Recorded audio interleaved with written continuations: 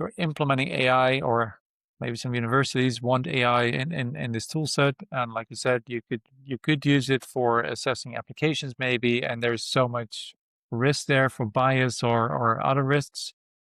Where have you started implementing AI? Were you really careful, and what are your biggest concerns?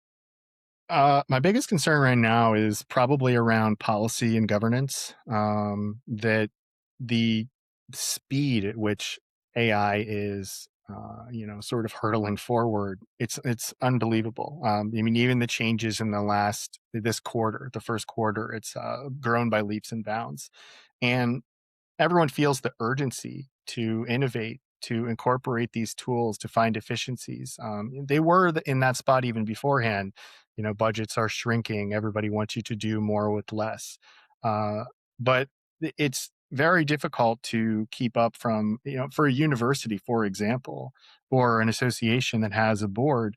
These are the folks that are used to meeting, quarterly or annually to set policies and things like that. And that's not really realistic right now. You have to be able to make calls on, like, hey, if you have are people allowed to use Claude Cowork and allow it to search through their entire, drive or email history? What kind of data is in there? What kind of risks are included? And so, that could be an entire conversation alone, is just the strain that the pace of AI is putting on making sure you have secure and strong policies, people that have guidance and training on it and know how to use it so that you don't put yourself at risk, create compliance and liability problems.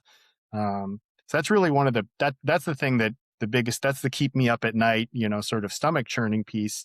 When I think about the exciting part of it, it's where you start looking at it and saying, like, hey, we've created systems, designed platforms, and helped groups streamline workflows and automate processes. And this is a tool that is going to turbocharge that.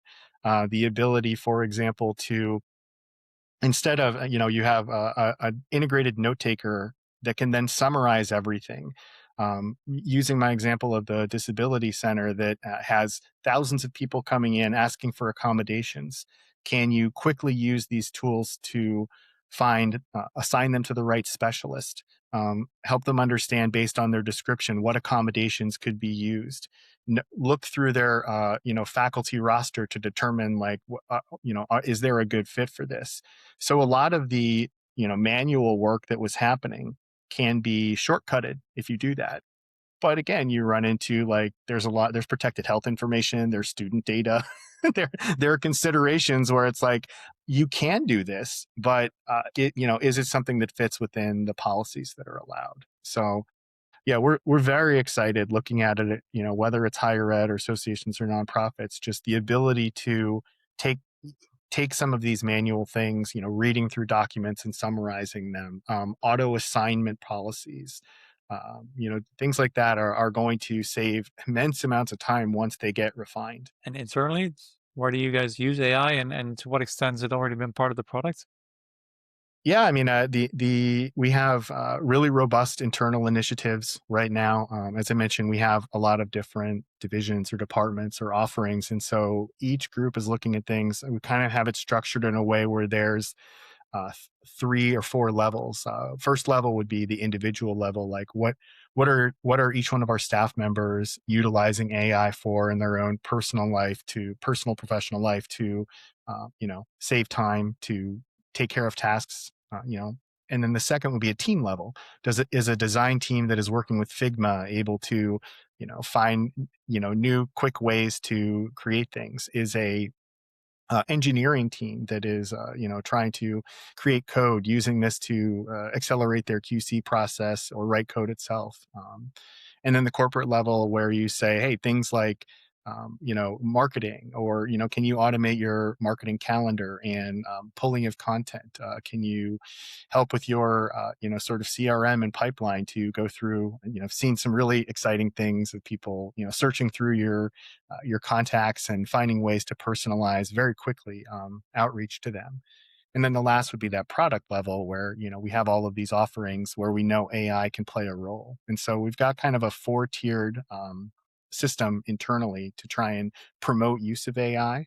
But we run into the same challenges. Like, is it aligned with our security policy? We have a lot of data from our customers that we have to be extremely protective of, and a lot of groups I see, they're experimenting and they're piloting, but does experimenting and piloting really lead to something that is a measurable outcome?